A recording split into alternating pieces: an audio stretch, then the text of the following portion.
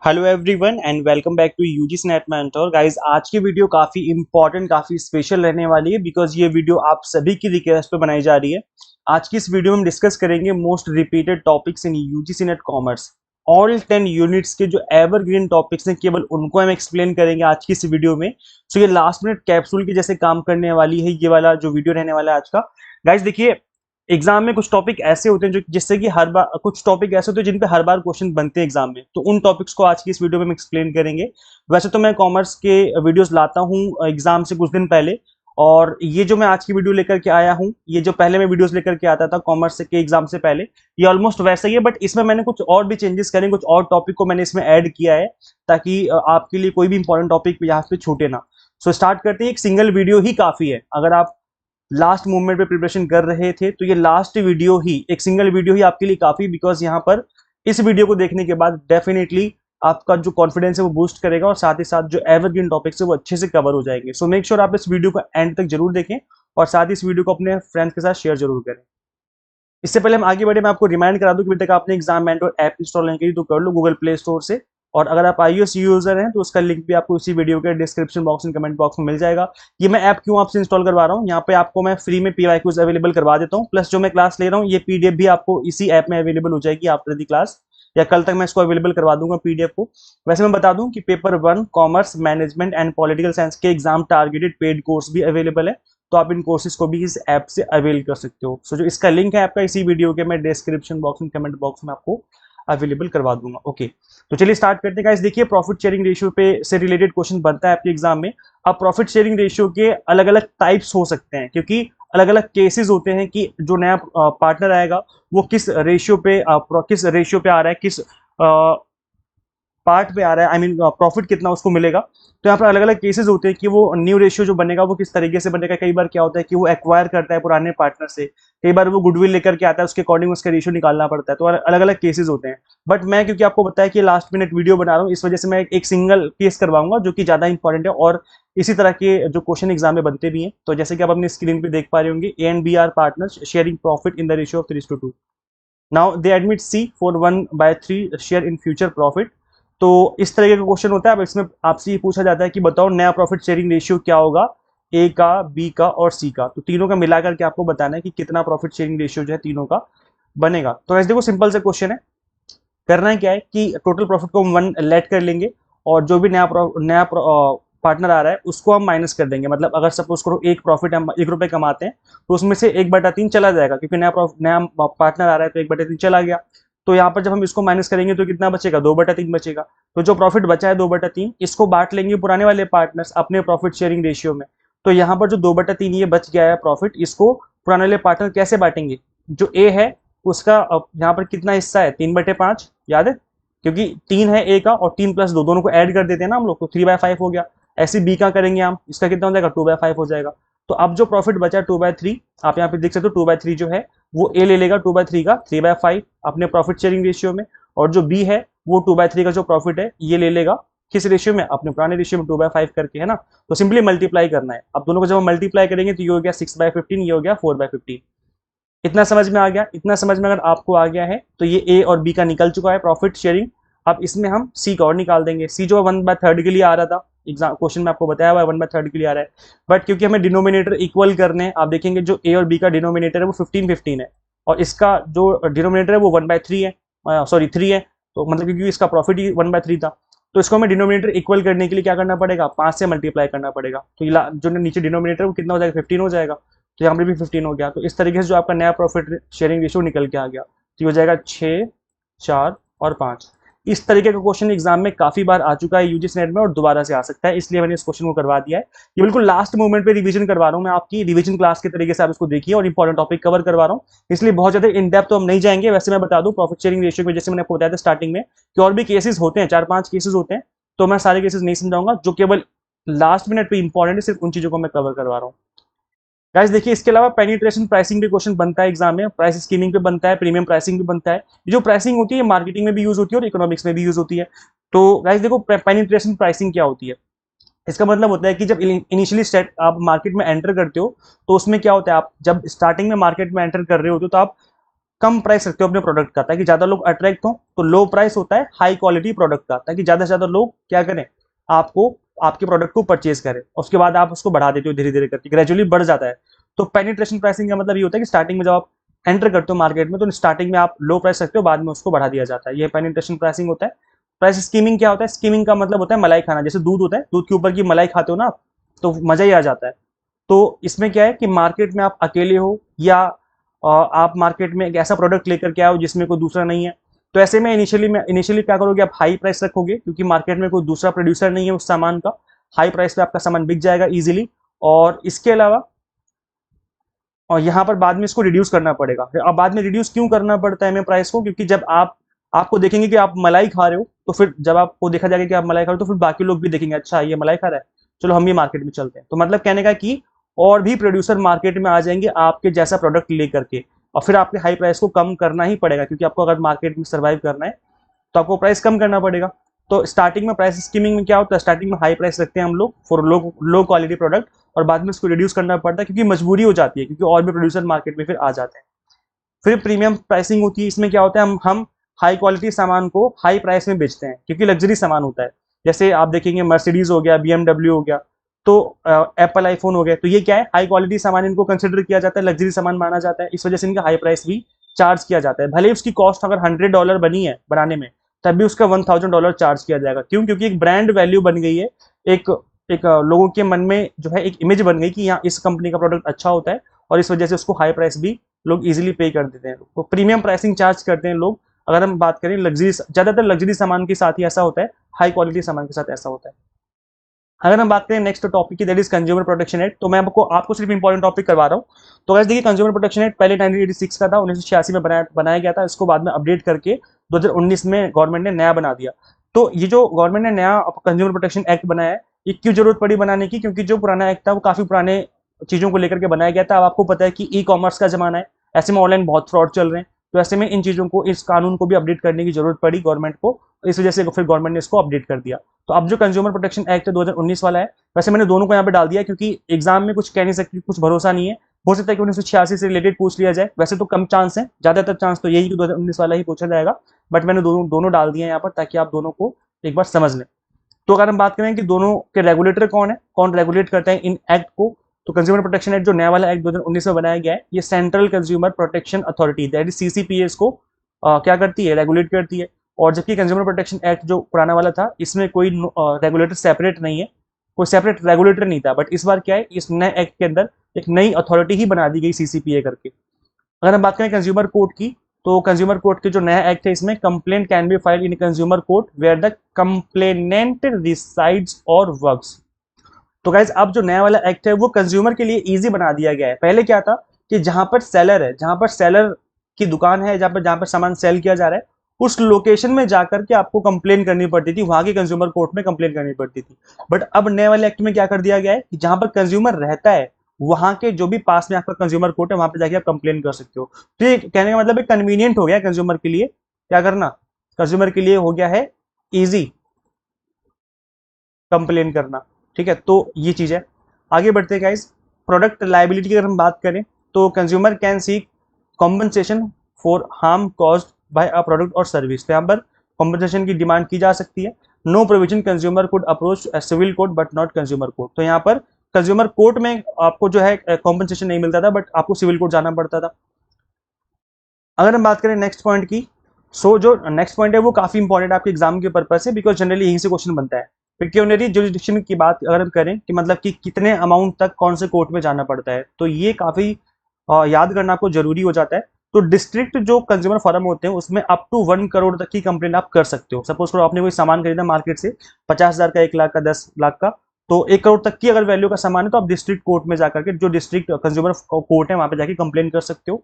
State में 1 करोड़ से लेकर के 10 करोड़ तक की लिमिट है कंज्यूमर कोर्ट में, और नेशनल लेवल पे जो है उसमें 10 करोड़ या उससे ज्यादा की लिमिट है।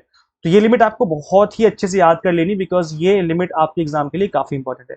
पहले लिमिट काफी कम थी, क्योंकि 1986 में एक्ट बना था, तो उसके अकॉर्डिंग तब वैल्यू कम थी पैसों की। अब वैल्यू जो है अब तो ज्यादा है, तो ज्यादा पैसे खर्च करने पड़ते सामान परचेज करने के लिए, पहले कम पैसे खर्च करने पड़ते थे, तो उसके अकॉर्डिंग लिमिट बनाई हुई थी। तो डिस्ट्रिक्ट कोर्ट में 20 लाख तक की लिमिट थी, स्टेट में 20 लाख से 1 करोड़, और नेशनल में 1 करोड़ से ज्यादा। तो अब आपको नई वाली लिमिट याद करनी, बिकॉज नई लिमिट ही एग्जाम में के लिए इंपॉर्टेंट है, नई लिमिट ही एग्जाम में पूछी जाती है, पूछी जा सकती है।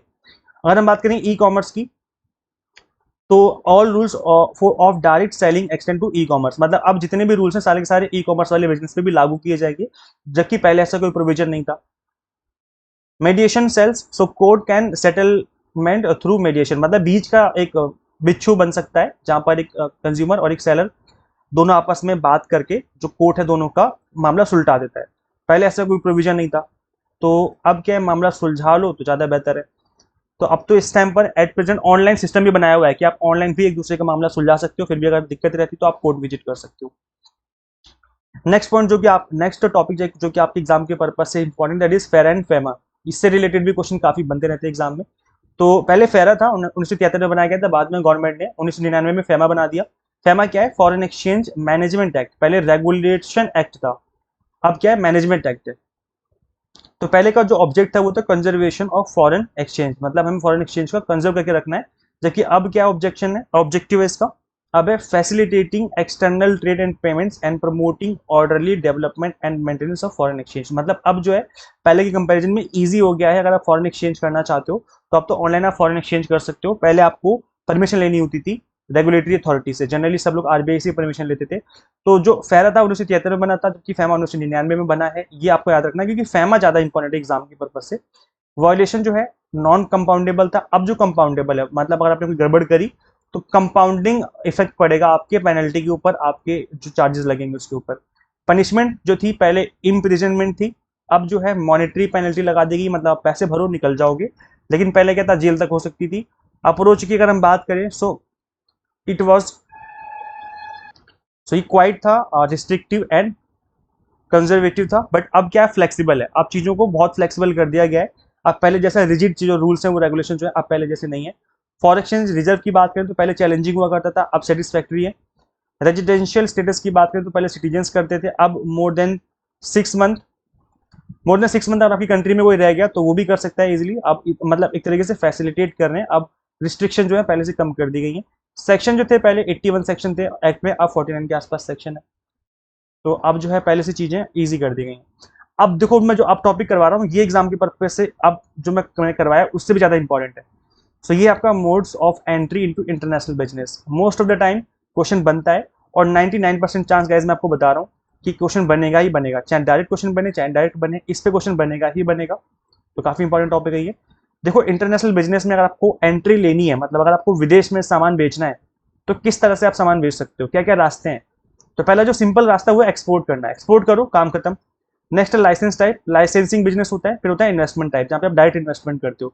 तीनों को समझेंगे कि करके। तो जो पहला एक्सपोर्ट, तो जिसमें आप सिंपली सामान बनाते हो एक्सपोर्ट करते हो, इसमें भी दो तरीके हैं, डायरेक्ट एक्सपोर्ट करते हो और इनडायरेक्ट एक्सपोर्ट करते हो। डायरेक्ट में क्या होता है कि आप सपोज करो आपकी कंपनी है ए और यूएस में कंपनी है बी, आपने डायरेक्ट कंपनी से बात करी कि हम आपको सामान सप्लाई करेंगे, आप हमें पेमेंट कर देना। तो ये क्या कर रहे हो, आप डायरेक्टली आप मैन्युफैक्चर करके डायरेक्टली जो बंदा परचेज करेगा डायरेक्टली उसी को सप्लाई करो, तो डायरेक्ट हो गया।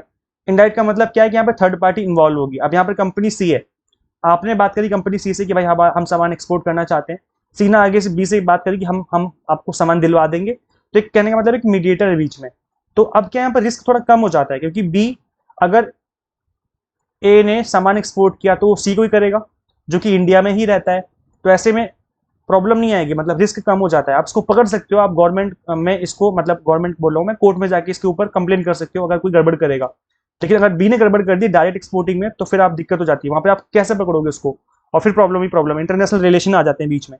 जबकि आप सी को आपने माल सप्लाई किया, सी आगे सप्लाई करेगा, तो अब सी की हेडेक है बी के साथ कि वो पेमेंट दे रहा है नहीं दे रहा है, आपकी पेमेंट सॉल्व हो गई, मतलब आपने सी को दिया सामान और पेमेंट घर लेके चले जाओ। अब सी की हेडेक आगे आगे पेमेंट मिलेगी उसको नहीं मिलेगी, क्या करेगा क्या नहीं करेगा। तो ये इनडायरेक्ट तरीके से एक्सपोर्ट भी कर सकते हो। आप ऑब्वियसली बात है डायरेक्ट एक्सपोर्ट करोगे तो ज्यादा पैसा ज्यादा प्रॉफिट कमाओगे, और इनडायरेक्ट करोगे तो बीच में क्योंकि मीडिएटर है तो उसको भी अपना प्रॉफिट चाहिए, तो उसमें फिर रिवेन्यू कम हो जाता है बट रिस्क भी कम हो जाता है। नेक्स्ट है लाइसेंसिंग टाइप, इसमें क्या होता है लाइसेंस ग्रांट किया जाता है और बिजनेस आप कर सकते हो, जैसे फ्रेंचाइजिंग हो गया, मैनेजमेंट कॉन्ट्रैक्ट हो गया, टर्न की ऑपरेशन हो गया। जनरली आपने देखा होगा फ्रेंचाइजिंग में क्या होता है, जैसे मैकडोनल्ड के आउटलेट आपने देखे होंगे, यूएस का बिजनेस है ना, तो यहाँ पर मैकडोनल्ड के आउटलेट खुले हुए हैं, फ्रेंचाइज दे देते हैं लोग अपना, है ना। तो ये क्या है, आपने क्या किया, लाइक इंडिया में एक एग्जांपल देता हूँ मैं इंडिया का, इंडिया में कोई बिजनेस है, सपोज करो ABC करके कोई बिजनेस है, उसको अपना बिजनेस स्टार्ट करना है, अपने उसको अपने आउटलेट खोलने हैं या कुछ ऐसा करना है US में। तो यहाँ पर क्या है, लाइक इसको पैसे इन्वेस्ट करने पड़ेंगे वहां पर, तो उसने पैसे डायरेक्ट ना इन्वेस्ट करके एक अपना स्टोर दे दिया US में, ऑथराइज कर दिया किसी को कि आप हमारा स्टोर यूज कर सकते हो, हमारा नाम यूज, ब्रांड यूज कर सकते हो।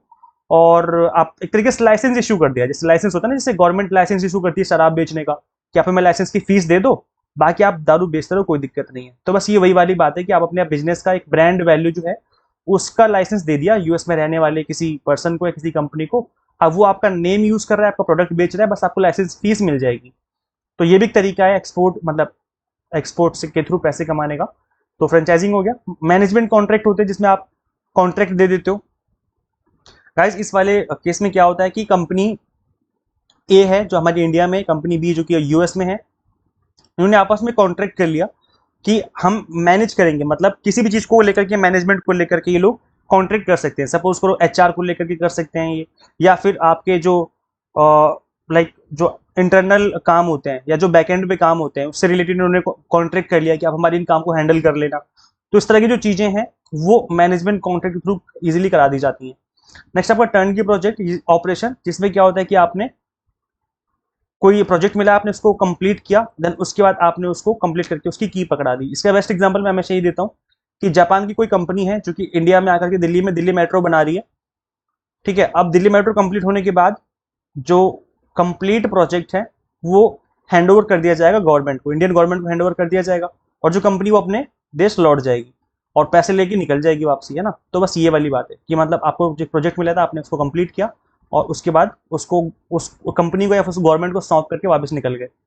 इन्वेस्टमेंट टाइप भी एक तरीका है जिससे आप इंटरनेशनल जाकर के काम कर सकते हो, आई मीन रेवेन्यू कमा सकते हो।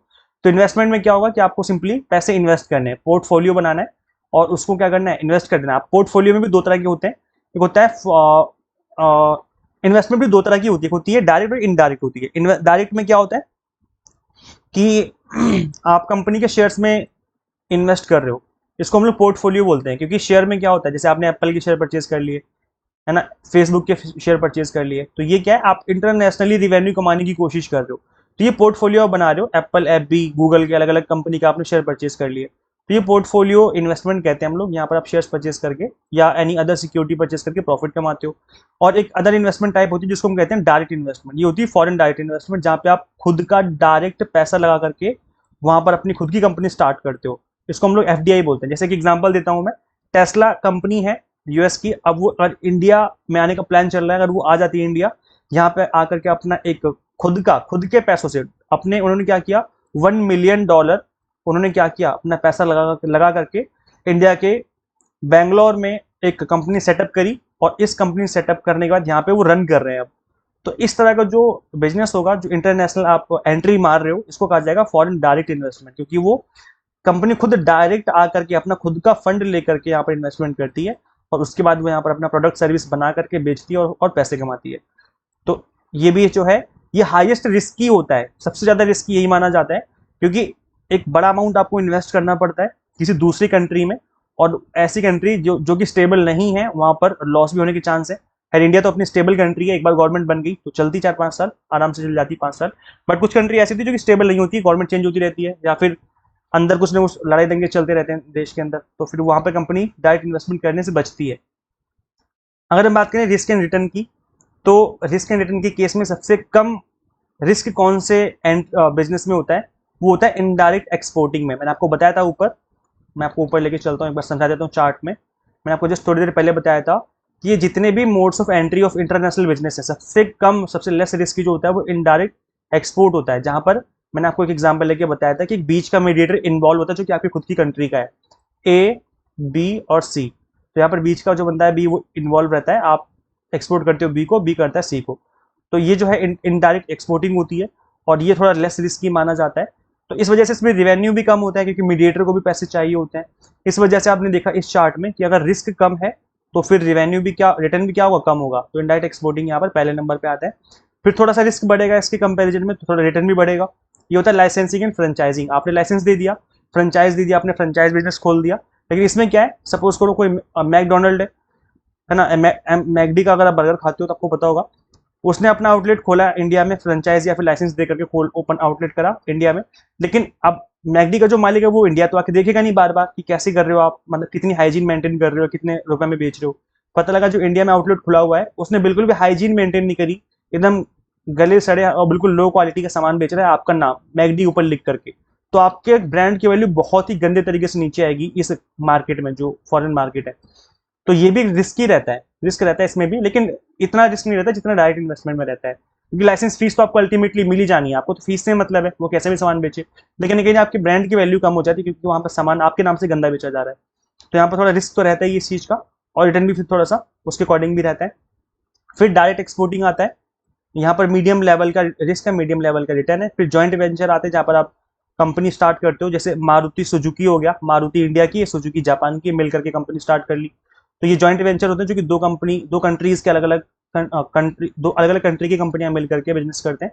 फिर आता है डायरेक्ट इन्वेस्टमेंट। डायरेक्ट इन्वेस्टमेंट मैंने आपको बता दिया, जैसे टेस्ला का मैंने एग्जांपल दिया था कि सबसे ज्यादा हाईएस्ट रिस्क किसी में होता है कि मान लो कल को भी गवर्नमेंट ने पॉलिसी चेंज कर दी, इंडियन गवर्नमेंट ने, तो टेस्ला को लेने की देने पड़ जाएंगे, क्योंकि इसने $1 मिलियन का इन्वेस्टमेंट करके यहाँ पर कंपनी का कंप्लीट स्टार्टअप किया, एक कंपनी स्टार्ट करी, बट यहाँ पर अब वो गवर्नमेंट के रूल्स की वजह से प्रॉब्लम में आ गई। तो सबसे ज्यादा हाईएस्ट रिस्क जो होता है वो डायरेक्ट इन्वेस्टमेंट में देखा जाता है। आगे बढ़ते हैं, tariff and non tariff barrier. Again most important topic है आपके एग्जाम के पर्पज से, टैरिफ बैरियर और non tariff barrier. Tariff barrier में क्या होता है, देखो टैरिफ बैरियर होते हैं जो कि रुपए से रिलेटेड होते हैं, इसमें मनी इन्वॉल्व रहती है। और नॉन टैरिफ का मतलब है कि बैरियर तो है लेकिन रुपए इन्वॉल्व नहीं है, अदर चीजों के थ्रू जो है बैरियर लगाया जा रहा है। मैं एग्जांपल लेके समझाता हूँ। देखो अगर इंडिया में इंडियन गवर्नमेंट ये नॉन टैरिफ बैरियर लगाती है, वैसे मैं एक सिर्फ एग्जांपल दे रहा हूँ आपको समझाने के लिए। एप्पल कंपनी बाहर की विदेशी कंपनी है, और इंडियन गवर्नमेंट ये कहती है कि भाई हमें विदेश का प्रोडक्ट इंडिया में नहीं बेचने देना है, या बेचेगा तो लिमिट में बेचना चाहिए, क्योंकि फिर हमारे इंडिया के मोबाइल कौन खरीदेगा। तो इसलिए अगर एप्पल कंपनी इंडिया में 1 लाख मोबाइल बेचना चाहती है, एक्सपोर्ट करना चाहती है, लेकिन इंडियन गवर्नमेंट ने कोटा लगा दिया, कोटा मतलब एक लिमिट फिक्स कर दी, गवर्नमेंट ने कह दिया कि भाई आप हमारे इंडिया में केवल 50,000 यूनिट बेच सकते हो, इससे ज्यादा आप यूनिट नहीं बेच सकते। तो ये क्या है, ये एक बैरियर है, कंपनी के ऊपर बैरियर लग गया। और क्योंकि नॉन टैरिफ है, क्योंकि इंडियन गवर्नमेंट ने पैसे तो लिए नहीं, समझ रहे हो, यहाँ पर पैसे तो इन्वॉल्व है नहीं, बट एक लिमिट बना दी कि आप इतना ही सामान बेच सकते हो। तो इसको कहा जाएगा नॉन टैरिफ बैरियर, जहां पर रुपए तो इन्वॉल्व नहीं है, गवर्नमेंट को पैसे तो नहीं देने पड़ेंगे एप्पल को, लेकिन एक बैरियर लग गया जिसके थ्रू वो जो अब बिजनेस है वो उस तरीके से नहीं कर पाएगी जैसे पहले कर सकती थी। टैरिफ बैरियर की बात करें, जैसे specific duty, government duty charge करती है, कोई सामान बाहर से आता है तो इम्पोर्ट ड्यूटी लेती है ना गवर्नमेंट। तो स्पेसिफिक ड्यूटी हो गई, एड वैलोरम ड्यूटी हो गई, एंटी डंपिंग ड्यूटी हो गई, काउंटरवेलिंग ड्यूटी हो गई, ऑल्टरनेटिव ड्यूटी हो गई, alternative compound duty, seasonal duty, transit, अलग अलग तरह की ड्यूटी। मतलब जहां भी ड्यूटी वाला वर्ड यूज हो गया मतलब वो टैरिफ बैरियर है, वहां पर पैसे इन्वॉल्व है, गवर्नमेंट चार्ज कर रही है as a tax, indirect tax charge कर रही है, और किसी भी तरह का उसमें ड्यूटी इन्वॉल्व नहीं है, और बस वो बैरियर है, तो वो फिर नॉन टैरिफ बैरियर की कैटेगरी में आ जाएगा। फॉरेन एक्सचेंज को लेकर के कोई रेगुलेशन बना दिया गवर्नमेंट ने, रेगुलेट कर दिया किसी चीज को, है ना, और अदर काउंसिलर फॉर्मेलिटी बढ़ा दी, अदर फॉर्म भरने पड़ गए। तो जितनी भी अदर चीजें हैं रुपए से अलावा सारी नॉन टैरिफ बैरियर के अंदर आ जाती हैं। नेक्स्ट इसमें टॉपिक आपका मेजर ट्रेड ब्लॉक्स। अब देखो गाइस, इंडिया पूरे वर्ल्ड में अलग अलग ब्लॉक्स बने हुए हैं, मतलब अलग अलग ग्रुप बने हुए हैं, और जो कि आपके एग्जाम के पर्पज से इंपॉर्टेंट है। सबसे बड़ा ग्रुप जो है वो यूरोपियन यूनियन का है, ईयू करके ग्रुप बना हुआ है, काफी बड़ा ग्रुप है ये। नाफ्टा है, that is North American free trade agreement. OPEC है, that is organisation of petroleum exporting countries. डी है ASEAN, that is association of South East Asian nation. SAARC है, that is South Asian association for regional cooperation. तो मैं इनको explain कर देता हूँ कि कौन कौन सी कंट्रीज के अंदर और ये कब बने थे, क्योंकि ये एग्जाम के लिए आपके लिए इंपॉर्टेंट है। अच्छा, मैं एक चीज मेंशन करना भूल गया कि यहाँ पर जो मैं आपको कंटेंट दिखा रहा हूँ, समझा रहा हूँ, ये सिर्फ मैंने पीपीटी केवल इंग्लिश में बनाई है, बिकॉज लास्ट मिनट मूवमेंट पे मैंने इन चीज़ों को प्रिपेयर किया है मैंने। और जो मेरा कंप्लीट कोर्स है, जिसको मैंने अब बताया था कि जो हमारी ऐप में अवेलेबल है, एग्जाम मेंटर ऐप में, वो इंग्लिश प्लस हिंदी है, बाइलिंगुअल है, मतलब जो चीज़ लिखी हुई है वो इंग्लिश में भी लिखी हुई है, इसके जस्ट नीचे यहाँ पर हिंदी में भी लिखी हुई है। तो जो हमारा कंप्लीट कोर्स है वो तो बाइलिंगुअल है, बट क्योंकि लास्ट मिनट में बना रहा हूँ पीपीटी को, इसलिए मुझे टाइम नहीं मिला इसको कन्वर्ट करने का, इसलिए केवल मैंने इंग्लिश में इस चीज़ को यहाँ पर रखा हुआ है। ठीक है, ओके। सो गाइस देखिए, जो ईयू स्टैब्लिश हुआ था वो हुआ था 1993 में, 1 नवंबर 1993 में स्टैब्लिश हुआ था। European union is a political and economic union, याद रखना ये पॉलिटिकल के साथ साथ इकोनॉमिक यूनियन भी है, मतलब इसके अंदर ट्रेड जो बैरियर है उनको भी हटाया गया है, प्लस पॉलिटिकल यूनियन भी है। यहाँ पर पॉलिटिकल पार्टीज भी आपस में मिलकर के मेंबर बनते हैं। सो 27 मेंबर स्टेट्स हैं इसके। ब्रेग्जिट हुआ था, ये याद रखिए, ब्रिटेन एग्जिट हुआ था, इसको ब्रेग्जिट बोलते हैं, जो कि विड्रॉ लिया था इसने United Kingdom from the European Union. कब लिया था? 31 जनवरी 2020 की बात है। UK is the only sovereign country to have left EU. तो जो इकोनॉमिक यूनियन है इसको छोड़ दिया गया, यूरोपियन यूनियन सॉरी, इसको छोड़ दिया था ब्रिटेन ने, इसी वजह से इसको ब्रेग्जिट कहा जाता है, ब्रिटेन एग्जिट, इसलिए ब्रेग्जिट कहा जाता है। और ये कब छोड़ा था इसने, ये भी याद रखना आप लोग। एशियन जो था ये स्टेब्लिश हुआ था 8 अगस्त 1968 में, 1967 में, ठीक है। ब्राइटनेस थोड़ी सी कम कर दी, मेरी आंखों में चुभ रही है। चलिए आगे बढ़ते हैं। एशियन जो है इसमें कौन कौन सी कंट्रियां आती हैं? So its member states are Brunei, Cambodia, Indonesia, Laos, मतलब काफी सारी कंट्री हैं। तो क्योंकि कंट्री काफी सारी, तो इससे रिलेटेड क्वेश्चन नहीं पूछा जाएगा। East Timor was added as new member of thing of this regional grouping. तो ईस्ट टाइमर जो है ये नया नया इसमें ऐड हुआ है, तो ये याद रख सकते हो। बाकी आप याद रखिए कि इसकी फुल फॉर्म क्या है, कब स्टैब्लिश हुआ। सार्क है, इसकी याद रखिए 8 दिसंबर 1985 में स्टैब्लिश हुआ ये। और इसके जो मेंबर स्टेट है इसको याद रखिए, क्योंकि ये इसमें लिमिटेड कंट्रियां हैं, अफगानिस्तान, बांग्लादेश, भूटान, इंडिया, मालदीव, नेपाल, पाकिस्तान, श्रीलंका। तो अपनी इंडिया और इंडिया के आसी पड़ोसी जो देश हैं वो जो है सार्क में मेंबर है।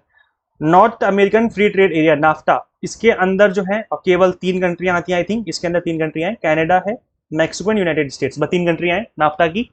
और ये 1992 में साइन हुआ था और बनाया गया था, और फिर बाद में इफेक्टिव जो है, मतलब लागू कब हुआ, 1994 में इसको लागू कर दिया गया, ठीक है।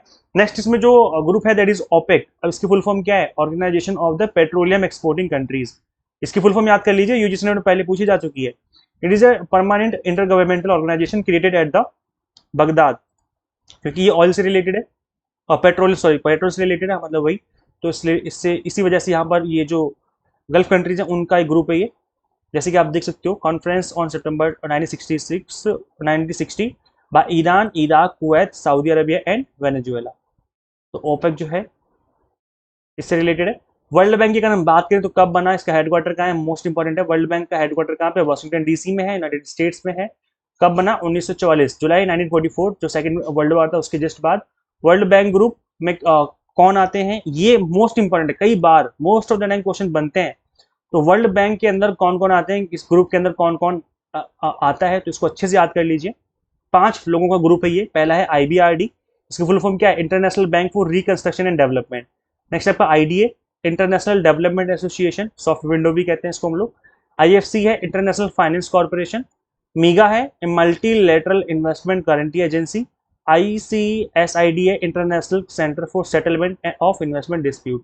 तो ये 5 जो है ऑर्गेनाइजेशन के अंदर आती हैं, इस ग्रुप के अंदर। मोस्ट इंपॉर्टेंट है, अच्छे से याद कर लीजिए इसके फुल फॉर्म के साथ।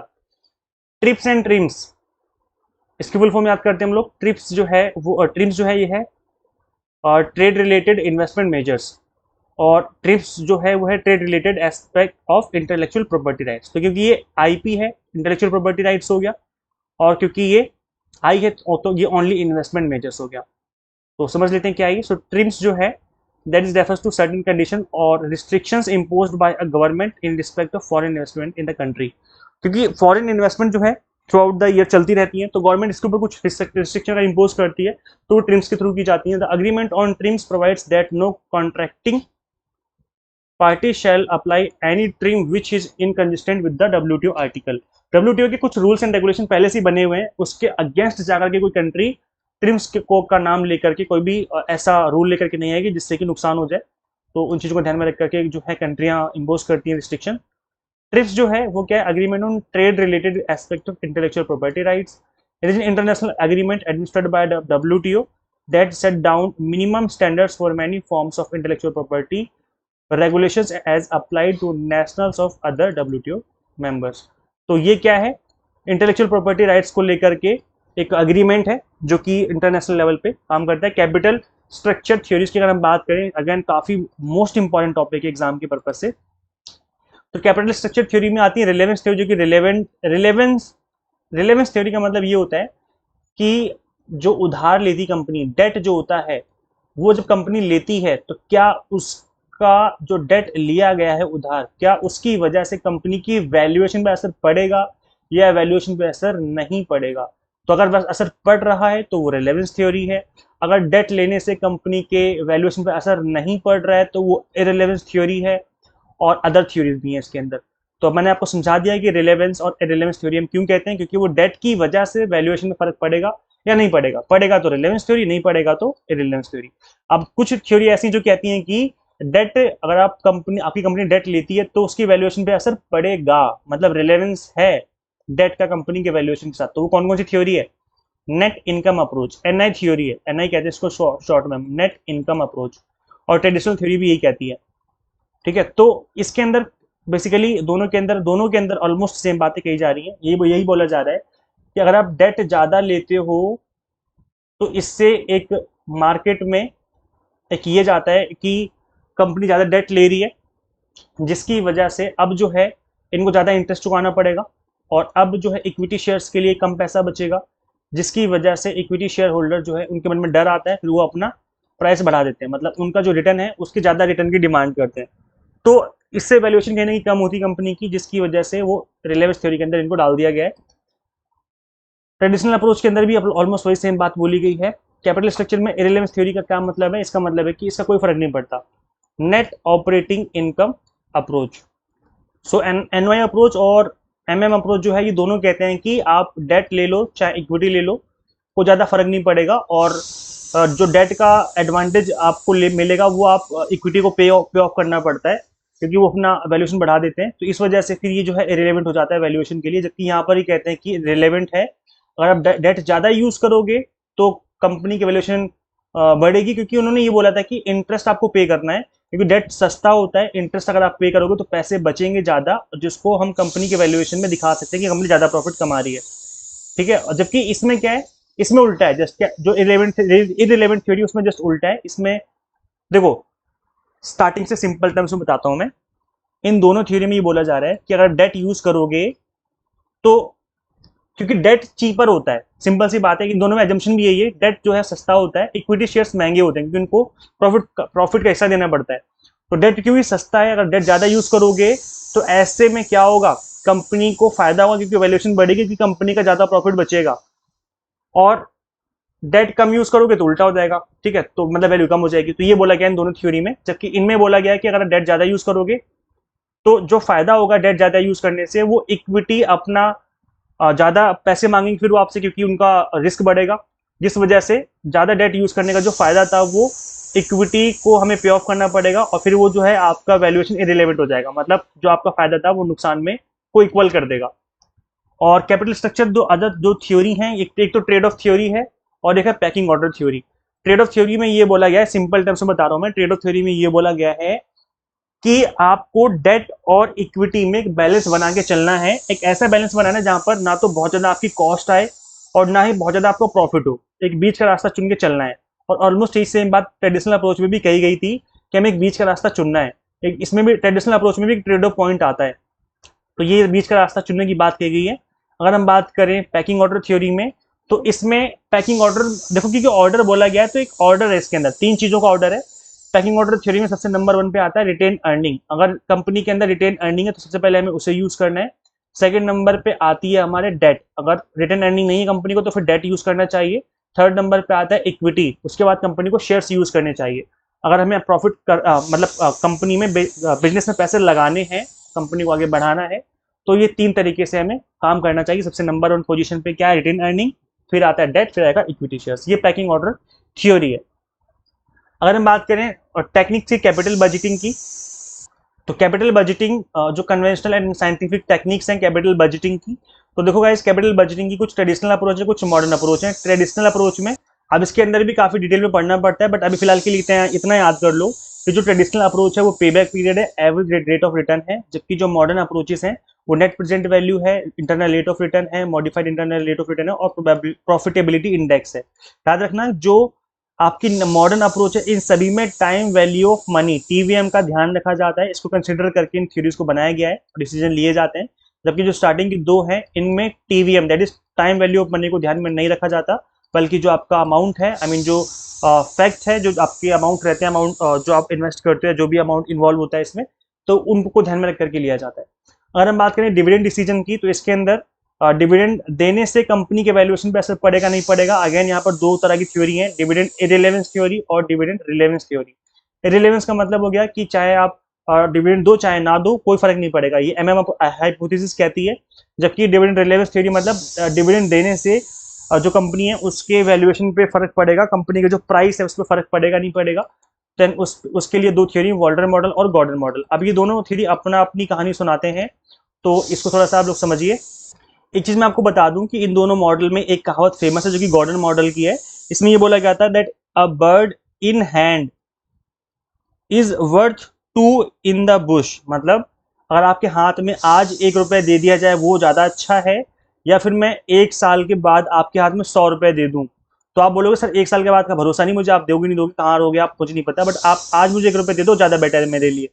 तो ये जो कहानी है जो बोला गया है कि a bird in hand is worth two in the bush, ये गॉर्डन मॉडल की कहानी है। तो इसको थोड़ा याद रखिए, बिकॉज इस तरह से रिलेटेड क्वेश्चन भी एग्जाम में पूछ लिया जाता है।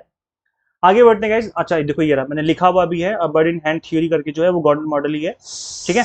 अब देखो सैम्पलिंग की बात करेंगे हम, क्योंकि सैम्पलिंग अगेन काफी इंपॉर्टेंट टॉपिक है आपके एग्जाम के पर्पज से, ना सिर्फ पेपर 1 बल्कि पेपर 2 के लिए भी। तो सैम्पलिंग मेथड में आपके probability and non probability sampling दो तरह के मेथड होते हैं। प्रोबेबिलिटी में आता है simple random sampling, stratified sampling, cluster sampling और सिस्टमेटिक सैम्पलिंग। जबकि नॉन प्रोबेबिलिटी में आते हैं convenience sampling, quota sampling, snowball sampling और जजमेंटल सैम्पलिंग। अब इनके नाम अच्छे से याद कर लो, बिकॉज कई बार डायरेक्ट क्वेश्चन एग्जाम में बन जाता है कि बताओ इसमें कौन सा मेथड जो है वो नॉन प्रोबेबिलिटी है, कौन सा मेथड प्रोबेबिलिटी सैम्पलिंग है। तो इन दोनों ही सैम्पलिंग मेथड्स को आपको अच्छे से याद कर लेना है। स्टैंडर्ड एरर की अगर हम बात करें तो स्टैंडर्ड एरर जो है इसको कैसे हम फाइंड आउट करते हैं, ये हम फाइंड आउट करते हैं standard deviation divide by under root N, that is number of samples. N का मतलब यहाँ पर ये है। ये फॉर्मूला याद रखिए, बिकॉज इस फॉर्मूले के ऊपर कई बार क्वेश्चन बन जाता है, कई बार फॉर्मूला डायरेक्ट पूछ लेते हैं। तो मैंने फॉर्मूला यहाँ पर डाल दिया बिकॉज ये इंपॉर्टेंट है। अगर हम बात करें हाइपोथेसिस टेस्टिंग एरर की, तो ये भी काफी इंपॉर्टेंट है एग्जाम के लिए आपके लिए। सो रिजेक्ट करना है, देखो दो तरह के एरर होते हैं, टाइप 1 एरर और टाइप 2 एरर। बस इन दोनों को याद कर लो, काम खत्म। दो तरह के हाइपोथेसिस होते हैं, होता है नल हाइपोथेसिस और एक होता है ऑल्टरनेट हाइपोथेसिस। अगर नल हाइपोथेसिस ट्रू है और आपने कर दिया रिजेक्ट, तो ये टाइप 1 एरर कहलाएगा। और अगर ऑल्टरनेट हाइपोथेसिस ट्रू है और आपने कर लिया एक्सेप्ट, वो टाइप 2 एरर कहलाएगा। ये बहुत ही सिंपल टर्म्स में मैं आपको समझा रहा हूँ, अच्छे से एक बार याद कर लीजिए, दोबारा बताता हूँ। अगर आपने नल हाइपोथेसिस ट्रू था, उसको आपने कर दिया रिजेक्ट, तो आपने टाइप 1 एरर कर दिया। और अगर ऑल्टरनेट हाइपोथेसिस ट्रू था, आपने कर लिया एक्सेप्ट, तो वो टाइप 2 एरर हो गया, ठीक है। तो बस इतना याद रखो कि रिजेक्शन, नल की रिजेक्शन पहली गलती होती है, मतलब रिजेक्शन पहली गलती होती है, और एक्सेप्टेंस दूसरी गलती होती है, किसकी, ऑल्टरनेट की। अब इसको मैं बताऊं, मैं एक कहानी सुना के हमेशा बच्चों को याद कराता हूं, आप बस आपको थोड़ा सा बुरा ना लगे, दिल पे मत लेना इस चीज को। अगर आपको ट्रू लव मिल गया, ट्रू लव मिल गया, ट्रू लव, सच्चा प्यार मिल गया, दैट इज नल हाइपोथेसिस मिल गई, वो सच्चा प्यार ट्रू है, सच्चा था, आपने कर दिया उसको रिजेक्ट, मतलब जिंदगी में पहली गलती आपकी वही हो गई, वो नहीं करना चाहिए था, तो टाइप 1 एरर कर दिया आपने। फिर ऑल्टरनेट मिल गया, ट्रू लव का मतलब कोई दूसरा चलता फिरता प्यार मिल गया, टेम्परेरी वाला प्यार मिल गया, 4 दिन वाला, 4 दिन की चांदनी वाला, उसको कर लिया आपने एक्सेप्ट, मतलब आपने जिंदगी की दूसरी सबसे बड़ी गलती कर दी। तो इस तरीके से याद रखोगे तो याद रहेगा, भूलोगे नहीं, क्योंकि कहानी है और कहानी बच्चे भूलते नहीं है ना। तो कैसे भी याद कर लो, चाहे आप डायरेक्ट याद कर लो, चाहे कहानी से याद कर लो। आगे हम पढ़ेंगे IRDA, काफी इंपॉर्टेंट एग्जाम के लिए, insurance regulatory and development authority. इसको 1999 में बनाया गया था, फॉर्म हुई थी। ये इंश्योरेंस रेगुलेटरी डेवलपमेंट अथॉरिटी, इसके अच्छे से फुल फॉर्म याद कर लीजिए। ये किसके अंडर आती है, एक स्टैट्यूटरी बॉडी है, मतलब इसको संवैधानिक तरीके से, वैधानिक तरीके से बनाया गया, मतलब इसका लॉ पास किया गया, एक्ट बनाया गया है पार्लियामेंट में, under the jurisdiction of ministry of finance, government of India, and is tasked with the regulating and licensing the insurance and reinsurance industries in India. तो इंडिया में इंश्योरेंस और री इंश्योरेंस को लेकर के इसको बनाया गया है, ठीक है। प्राइसिंग पॉलिसीज इन मार्केटिंग, देखो इसके मैं पहले बात कर चुका हूँ, ऊपर में प्राइस स्कीमिंग की हम बात ऊपर कर चुके हैं, जहां पर हमें हाई प्राइस चार्ज करते हैं स्टार्टिंग में, फिर बाद में कम कर देते हैं। प्राइस इन मार्केट पेनिट्रेशन भी हम कर चुके हैं ऊपर डिस्कस, प्रीमियम प्राइसिंग भी ऊपर हम डिस्कस कर चुके हैं, इकोनॉमी प्राइसिंग हो गया, बंडल प्राइसिंग हो गया, वैल्यू बेस्ड प्राइसिंग, तो बहुत तरह तरह के प्राइसिंग होते हैं। वैसे मैं इस PDF को आपको अवेलेबल करवा दूंगा, तो आप इस PDF को भी गो थ्रू कर लेना एग्जाम में जाने से पहले। IT एक्ट 2000 की अगर हम बात करें, तो IT एक्ट कब बना, तो 17 अक्टूबर 2000 को जो है ये बन के तैयार हुआ, बनाया गया, और साइबर क्राइम को लेकर के बनाया गया है। इसके अंदर इलेक्ट्रॉनिक कॉमर्स भी चीजें इंक्लूड करी गई हैं। मेजर अमेंडमेंट किया गया था 2008 में इस एक्ट के अंदर, और सेक्शन 66A लाया गया, which penalise sending offensive messages. Offensive messages अगर आप किसी को भेज रहे हो ना, तो 16(6)A के अंदर आ जाएगा इस एक्ट के अंदर। It also introduce section 69 which give authorities the power of interception और मॉनिटरिंग और decryption of any information through any computer resource. तो डिक्रिप्ट करने का, व्हाट्सएप कहता है डिक्रिप्शन, इंक्रिप्शन कुछ नहीं है, ये नहीं है, सब कहानियां हैं। गवर्नमेंट ने इस एक्ट को लाने के बाद कोई भी अगर कंपनी यहाँ पर चलती काम करती है तो उसको मैसेज दिखाने पड़ते हैं। वैसे व्हाट्सएप तो खुल के बोल चुकी कि हम कंपनी अपना अपना बिजनेस ही बंद कर देंगे अगर आप हमारे मैसेजेस को डिक्रिप्ट करेंगे। लेकिन जब कभी बड़े लेवल के धांधले, मतलब कोई जैसे बहुत बड़ा बम ब्लास्ट हो गया, कोई टेररिस्ट अटैक हो गया, तो उसके समय फिर कंपनियां सहायता करती हैं गवर्नमेंट की, फिर उनको अपना डेटा प्रोवाइड करती है कि देखो भाई कहाँ से कौन कर रहा है ये सब। IT act contains 13 chapters and 90 section. 90 section इसके अंदर आईटी एक्ट 2005 की बात है। सेक्शन 2J में इसकी इन्फॉर्मेशन दी गई है। राइट इन्फॉर्मेशन क्या है? It means the right to information accessible under the act which is help by और under the control of any public authority. Public authority होनी चाहिए, प्राइवेट से आप नहीं मांग सकते। राइट इन्फॉर्मेशन जो है पब्लिक अथॉरिटी से मांगने का आपको एक हक देता है। इससे क्या होती है? ट्रांसपेरेंसी प्रमोट होती है, गवर्नमेंट ट्रांसपेरेंट रहना चाहती है। और यहाँ पर देखो सबसे अच्छी बात यह है कि अगर आपने कोई क्वेश्चन पूछा तो उसका जवाब देना पड़ता है उस अथॉरिटी को विद इन 30 डेज। ठीक है, required information with in 30 days provide करनी होती है अगर आपने आरटीआई डाली है तो। ये काफी बड़ा एक्ट माना गया है इंडिया का। मैं देखो इसके अंदर बहुत सारे रूल्स एंड रेगुलेशन आप पढ़ लेना, एक बार खुद से गो थ्रू कर लेना। मैं इसको थोड़ा स्क्रॉल डाउन कर रहा हूँ, आप चाहो तो वीडियो को पॉज करके भी पढ़ सकते हो। जो इंपॉर्टेंट है मैं उसको एक बार बता देता हूँ आपको, क्योंकि उस चीज को समझना जरूरी है। दैट की फीस कितनी लगती है इसके अंदर, ये इंपॉर्टेंट है। तो जो fee required under RT act that is 10 rupees. The payment of fee ₹10 can also be made by way of cash to the public authority against a proper receipt, और if the applicant belongs to the below poverty, अगर BPL से हो तो is not required to pay any fee. अगर BPL से तो आपको कुछ भी फीस नहीं देनी है। तो ये फैक्ट इंपॉर्टेंट है, ये आपको अच्छे से याद रखना है। जीएसटी क्या है? जीएसटी कब पास हुआ? तो ये 1 जुलाई 2017 में इंडिया में लागू किया गया। 29th पार्लियामेंट में पास किया गया था, ये मार्च 2017 की बात है। There are 4 GST types, namely integrated GST, integrated goods and services tax हो गया, मतलब आईजीएसटी, फिर state goods and services tax that is SGST, फिर सीजीएसटी होता है, फिर आपका यूटीजीएसटी करके होता है। तो ये फैक्ट हैं, आपको याद रखने हैं इसके। इसके अलावा नॉन जीएसटी गुड्स कौन कौन से जिसपे जीएसटी लागू नहीं होती? जैसे पेट्रोलियम क्रूड ऑयल हो गया, हाई स्पीड डीजल हो गया, मोटर स्पिरिट हो गया, पेट्रोल जिसको हम कहते हैं, नेचुरल गैस हो गया, एविएशन टर्बाइन फ्यूल हो गया, अल्कोहलिक लीकर हो गया ह्यूमन कंजम्पशन के लिए, तो इनके ऊपर जीएसटी लागू नहीं होता है, इनके ऊपर अलग से गवर्नमेंट टैक्स लगाती है। अब देखो इसमें 5 लेयर हैं। पहले 0% होता है रेट, फिर 5%, फिर 12%, टोटल 5%। 5 रेट इसलिए कहते हैं क्योंकि इनको ही पे करना होता है, इसको पे नहीं करना क्योंकि ऑलरेडी 0% है। बट टोटल 6 कैटेगरी हम कह सकते हैं। तो 0%, 5, 12, 18, 28, 28 प्लस सेस। तो ये 5 नहीं, हाँ ये 5 ही है, सॉरी 28 तक ही तो होता है। तो इसमें क्या प्लस सेस मिला दें क्योंकि वो लग्जरी कार है, पान मसाला टोबैको ये सब, तो उस पर लग्जरी सामान है। फिर कुछ इस तरह के सामान है तो उस पर अलग से सामान पे जो है देना पड़ता है। तो देखो जो 0% है उसके अंदर जनरली आपका 50% ऑफ कंज्यूमर प्राइस वाले सामान आ जाएंगे, जो भी खुला सामान बिक रहा है मार्केट में, आटा दाल चावल चीनी, खुला सामान। पैकेट में है तो फिर टैक्स लगेगा। मास कंजप्शन लाइक स्पाइसेस हो गया, मतलब मस्टर्ड ऑयल हो गया, तेल हो गया, जो कि पैकिंग फॉर्म में है, मार्केट में खुला बिक रहा है तो नहीं है।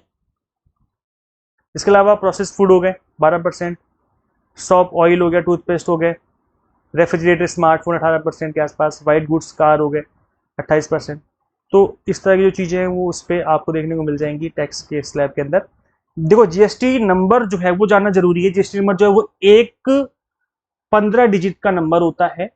ठीक है, 15 डिजिट का नंबर होता है क्या? GST number.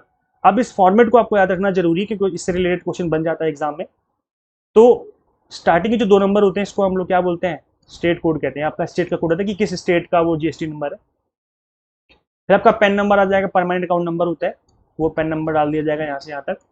फिर आता है entity number of the same pan holder in A state. फिर अल्फाबेट आ जाएगा जेड, जो कि बाय डिफॉल्ट है, जेड लगेगा ही लगेगा।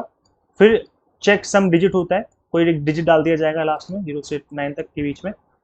तो ये इस तरीके का फॉर्मेट होता है। बस याद रखना कि 15 डिजिट का होता है। काउंट करेंगे तो ये कितने डिजिट का? ये 15 डिजिट का जीएसटी नंबर होता है। स्टार्टिंग का और एंड का याद रखना, चेकसम डिजिट और स्टार्टिंग में स्टेट कोड होता है। अब हम बात करेंगे कि जीएसटी रिटर्न्स कब कब फाइल किए जाते हैं और कौन कौन से फॉर्म आते हैं। तो जीएसटी 1 जो है वो है taxable supplier to file outward supply. GST 2 है taxable recipient to file inward supplies to claim tax credit.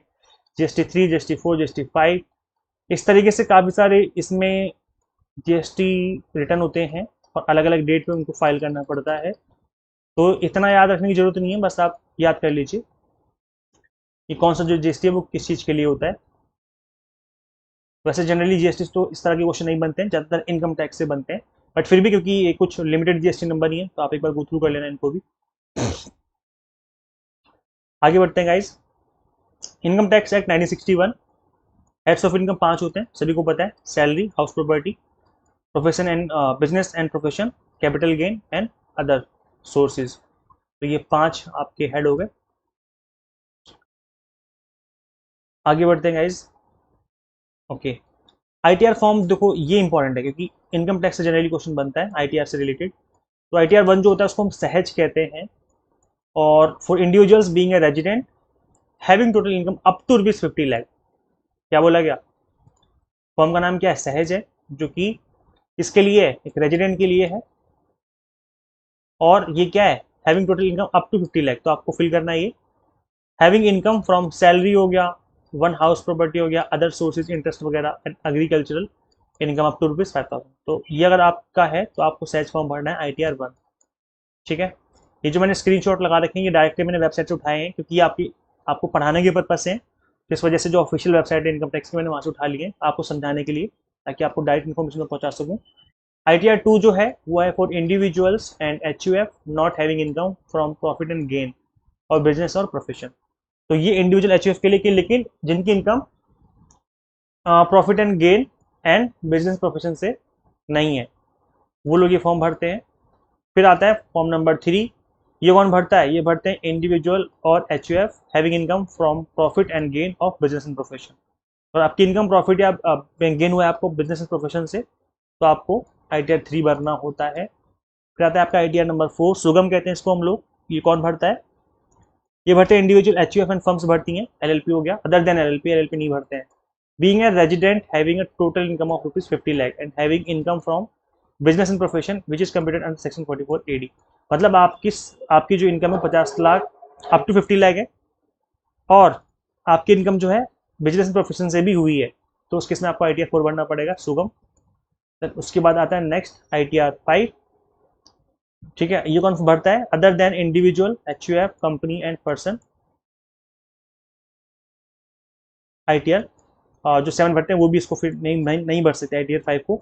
ITR 6 कौन भरता है? For companies other than companies claiming exemption under section 11। ITR 7 कौन भरेगा? Person including companies retired upon return under. ये इतना important नहीं है। सहज सुगम 2 ही इंपॉर्टेंट है। देखो मैं सिंपल से टर्म बता रहा हूँ, आईटीआर 1 आईटीआर 4, सहज और सुगम, ये दोनों ज़्यादा इंपॉर्टेंट है। बाकी आप गो थ्रू कर सकते हो सारे के सारे ही। अब इनकम टैक्स में आजकल मैंने देखा है एग्जाम में सेक्शन पूछ लिए जाते हैं, कौन सा सेक्शन किसके लिए है। So under section 2 and 3 of the Income Tax Act 1961, definition of important terms used in the act। तो गाइस देखिए जो इंपॉर्टेंट सेक्शन है, जैसे असेसी को कौन से सेक्शन में रखा गया है? सेक्शन 27। असेसमेंट ईयर कौन से सेक्शन में बोला गया? सेक्शन 29। प्रीवियस ईयर कौन सेक्शन कौन सा? सेक्शन 3। इनकम का सेक्शन कौन सा? Section 224। Concept of income. Then इसके बाद पर्सन की बात करें तो सेक्शन 231 में बात की गई है। एग्रीकल्चर इनकम को सेक्शन 21A में रखा गया है। तो ये जो टर्म है और इनके ऊपर जो सेक्शन अप्लाई होते हैं उनकी बात की गई है ना। ग्रॉस टोटल इनकम जो है सेक्शन 80B5 में रखा गया है। टोटल इनकम सेक्शन 245 में रखा गया है। तो इस तरीके से इनके सेक्शन भी आपको याद कर लेने हैं, ये इंपॉर्टेंट है। IRDA मैं आपको ऊपर बता चुका हूँ। स्पैन ऑफ कंट्रोल क्या होता है guys? Means there are number of subordinates that can be manage efficiently and effectively by supervisor in an organization. मतलब एक ऑर्गेनाइजेशन के अंदर कितने लोगों को इस अच्छे से इफेक्टिव तरीके से मैनेज कर सकता है, span of control. It suggest how the relation are design between superior and subordinate in an organization. मतलब एक मैनेजर होगा, उसके अंदर टीम लीडर है या फिर इंप्लॉय है, तो किस तरीके के उनके बीच में रिलेशन होगा, कितने लोग होंगे, वो सब कुछ स्पैन ऑफ कंट्रोल के अंदर होता है। What is centralization? जहाँ पर पावर जो है एक बंदे के पास होती है, वही डिसीजन लेता है, सबको वही करना होता है। डिसेंट्रलाइजेशन में क्या होता है? पावर को डिवाइड कर दिया जाता है, पावर अलग अलग लोगों के हाथ में होती है, वो अपने एंड पे डिसीजन ले सकते हैं, और यहाँ पर डिसीजन जो है किसी एंड पे भी लिया जा सकता है जिसको भी अथॉरिटी दी गई है। तो ये डिसीजन डिसेंट्रलाइजेशन है। जैसे कि आप यहाँ पे देख पा रहे होंगे, सेंट्रलाइजेशन में क्या होता है? यहाँ पावर बीच में है, जो ये बोलेंगे सबको वही मानना पड़ेगा, सबको वही करना पड़ेगा। जबकि डिसेंट्रलाइजेशन में क्या है? सब लोग अपने एंड पे डिसीजन ले सकते हैं कि अपने एंड पे वो क्या करने वाले हैं। तो ये जो पावर है उसको डिवाइड कर दिया गया है, लोगों में बांट दिया गया है। मार्केट स्ट्रक्चर की बात करें तो देखो कुछ मार्केट फॉर्म्स होती है, जैसे परफेक्ट कॉम्पिटिशन है। मार्केट स्ट्रक्चर में इसमें क्या होता है? फ्रीडम ऑफ एंट्री एग्जिट होता है, होमोजीनियस गुड्स होते हैं, नॉर्मल प्रॉफिट कमाती हैं कंपनियां। मोनोपोली में एक ही फर्म होती है जो कि काफी बड़ा शेयर होता है कंपनी का, उसके पास बैरियर टू एंट्री होता है। हाई प्राइसेस रहते हैं, इकोनॉमीज ऑफ स्केल रहता है इसके अंदर। ओलिगोपोली में कुछ कंपनियां होती हैं, जैसे आज के टाइम पे इंडिया में अगर टेलीकम्युनिकेशन की बात करें तो ओलिगोपोली आ गई है, जैसे जियो बचा है, एयरटेल बचा है, वीआई बचा है, वोडाफोन आइडिया बचा है। तो इस तरह से कुछ कंपनियां, 2 3 4 कंपनियां हैं जो मार्केट को चला रहे हैं। सो फ्यू लार्ज फर्म्स होते हैं इसके अंदर, डोमिनेट करते हैं ये लोग। इंटरडिपेंडेंस होते हैं फर्म्स, अगर एक पैसा बढ़ाएगा तो सब पैसे बढ़ा देते हैं। सम बैरियर होता है इसमें, इस तरह की मार्केट में बैरियर तो होते ही हैं थोड़े बहुत एंट्री करने के। मोनोपोलिस्टिक कंपटीशन आता है, सेवरल फर्म्स होती हैं with brand loyalty. Low barriers to entry होता है, firms produce differentiated product, less profit than monopoly. फिर और भी कम मार्केट होती हैं, बट ये इतना ज़्यादा इंपॉर्टेंट नहीं है। कोलिजियो ओलिगोपोली एंड नॉन कोलिजियो ओलिगोपोली होती है। मतलब कोलिजियो मतलब कि आपस में एग्रीमेंट कर रहे हैं। A few firm fix prices, मतलब जियो हो गया, एयरटेल हो गया, सबने मिल करके, वीआई सबने मिल करके बात करके भाई काम करते हैं, मिनिमम प्राइस 150 रखेंगे हम अपने रिचार्ज का। तो ये कोलिजियो ओलिगोपोली, मतलब सबने मिल करके डिसाइड किया और वही प्राइस फिक्स कर दिया, ये कोलिजियो ओलिगोपोली है। और नॉन कोलिजिव कौन सी होती है? नॉन कोलिजिव का मतलब होता है कि जियो अपना अलग डिसीजन ले रही है, एयरटेल अलग डिसीजन ले रही है, वे अलग डिसीजन ले रही है, सब अब लोग अपना अपना डिसीजन लेते हैं, कोई भी एक दूसरे से बात नहीं करता, तो फिर वो नॉन कोलिजिव कहलाती है। कॉर्पोरेट सोशल रिस्पॉन्सिबिलिटी क्या होती है? जहां पर कंपनियां अपने प्रॉफिट का कुछ हिस्सा कॉर्पोरेट में, मतलब सोसाइटी में इन्वेस्ट करते हैं, मतलब सोसाइटी के भले के लिए इन्वेस्ट करते हैं ना, इन्वायरमेंट के लिए, स्टेक होल्डर्स के लिए, सोसाइटी के भले के लिए। इसको कहते हैं कॉर्पोरेट सोशल रिस्पॉन्सिबिलिटी। कितना है इस टाइम पर इंडिया में? It is mandatory for the companies covered under section 135(1) of company act 2013, जिनको 2% खर्च करना ही पड़ेगा of their net profit over the preceding 3 years as per CSIR policy.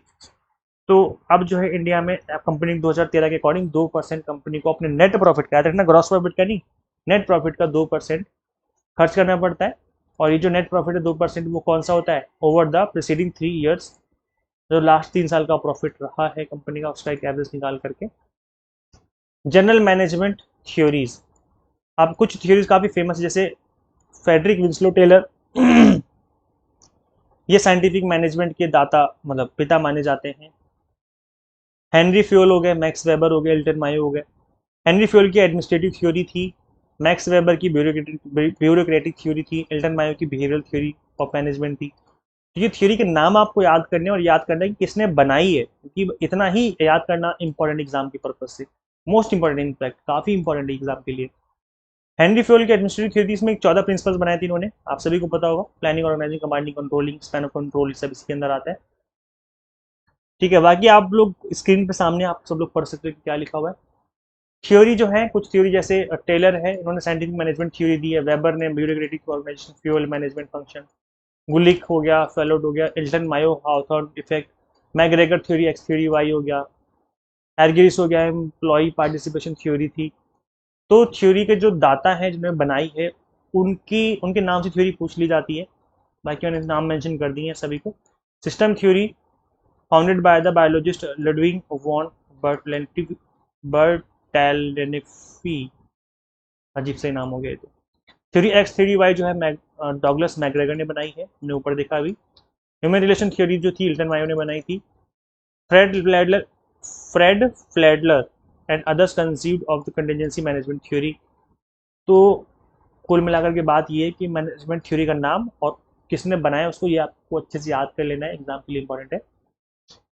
और इसके बाद जॉब एनालिसिस में job description, job analysis, job specification, इससे रिलेटेड क्वेश्चन बनते हैं एग्जाम में, तो मैंने डाल दिया ये। जॉब एनालिसिस क्या होती है? It is a process of collecting job related data, जैसे ड्यूटी हो गया, responsibility, skills and knowledge associated to a particular job. The data thus collected will be useful for preparing job description and job specification. तो यहाँ पर जो भी data इकट्ठा किया गया है उसको अब यूज़ किया जाएगा, किसमें यूज़ किया जाएगा? जॉब डिस्क्रिप्शन में एंड जॉब स्पेसिफिकेशन में। इसलिए जॉब एनालिसिस का जो डेटा जो है दोनों में यूज़ किया जाता है। In other words, the process of job analysis result in 2 set of data, job description and job specification. अब इन दोनों में क्या डिफरेंस अच्छे से समझ लो। जॉब डिस्क्रिप्शन क्या होता है? List of job title, duty, responsibility, machine, equipment involve, working condition and hazard surroundings, a job and the like. And job specification में क्या होता है? लिस्ट द ह्यूमन क्वालिटी, मतलब यहाँ पर ह्यूमन की क्वालिटी की रिक्वायरमेंट की क्या क्या होनी चाहिए to do the job, therefore education, आपकी एजुकेशन कितनी होनी चाहिए, आपका एक्सपीरियंस कैसा होना चाहिए, ट्रेनिंग कैसी होनी चाहिए, स्किल्स क्या होनी चाहिए। अब देखो मैं सिंपल से एग्जांपल लेके समझाता हूँ। मैनेजर है, पोस्ट का नाम मैनेजर है, मैनेजर क्या क्या करेगा वहां पर, क्या क्या रिस्पॉन्सिबिलिटी होंगी, क्या ड्यूटीज होंगी, अगर ये लिखा हुआ है तो वो जॉब डिस्क्रिप्शन हो गया। और जॉब स्पेसिफिकेशन क्या होगा कि मिस्टर ए कोई है, उसकी क्या एजुकेशन है, कौन सी डिग्री कर रखी, कहाँ से पढ़ाई कर रखी, कितना एक्सपीरियंस है, क्या वो ये जॉब कर पाएगा। तो अगर आप ये एनालाइज कर रहे हो तो जॉब डिस्क्रिप्शन है, अगर आप ये कर रहे हो तो जॉब स्पेसिफिकेशन है। सिंपल सा है, समझ में आ गया? कितना तो ईजी है यार, आई होप समझ में आ गया होगा। चलिए आगे बढ़ते हैं। Next job, uses of job analysis कहाँ पे यूज होता है?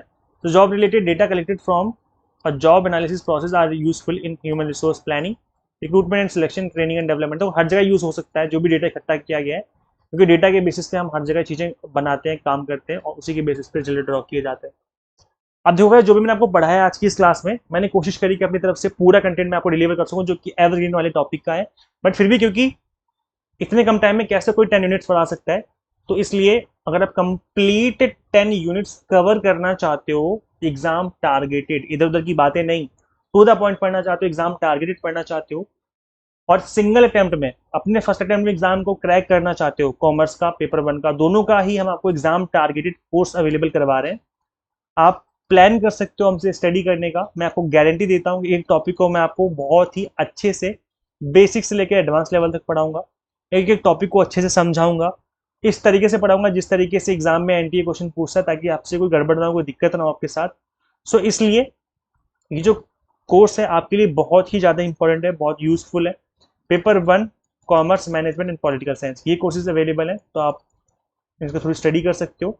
इन कोर्सेज के थ्रू किस तरीके से ज्वाइन करना है, आपको क्या कुछ मिलेगा कोर्स में, मैं आपको बता दूं। Complete video lectures of all 10 units, एक एक टॉपिक को कवर करेंगे। 100 मॉक टेस्ट प्रैक्टिस करने के लिए, इसके अलावा पीडीएफ नोट्स, ताकि आप रिवीजन भी कर सके डाउनलोड करके। तो ये कंप्लीट कंटेंट आपको मिलेगा। अब आपको करना क्या है, simply exam mentor app install करनी है फ्रॉम गूगल प्ले स्टोर। अगर आप iOS यूजर है तो उसका लिंक भी आपको इसी वीडियो के डिस्क्रिप्शन बॉक्स, कमेंट बॉक्स में देखने को मिल जाएगा। और मैं इस क्लास की पीडीएफ भी आपको इसी ऐप पे अवेलेबल करवा दूंगा, तो आप इस ऐप को इंस्टॉल कर लीजिए। ये जो पीडीएफ है, इसी ऐप के होम पेज पर लिखा होगा फ्री स्टडी मटेरियल करके, वहाँ पे मैं आपको इस पीडीएफ को अवेलेबल करवा दूंगा, ताकि आप इसको डाउनलोड करके खुद से भी पढ़ सकें। ठीक है, सो ये कंप्लीट इन्फॉर्मेशन है guys. Thank you so much for watching this video lecture. Share जरूर करें, क्योंकि बहुत मेहनत लगी इस वीडियो को बनाने में। प्लीज़ शेयर जरूर करें। आप सभी से रिक्वेस्ट है, जितने भी आपके फ्रेंड्स जो तैयारी कर रहे हैं उनके साथ शेयर करिए इस वीडियो लेक्चर को। और कोई ग्रुप में आप ऐड हो तो उस ग्रुप में भी आप इस लेक्चर को शेयर कर सकते हो। मिलते हैं गाइस नेक्स्ट वीडियो में। Till then keep watching UGC NET mentor. Thank you so much.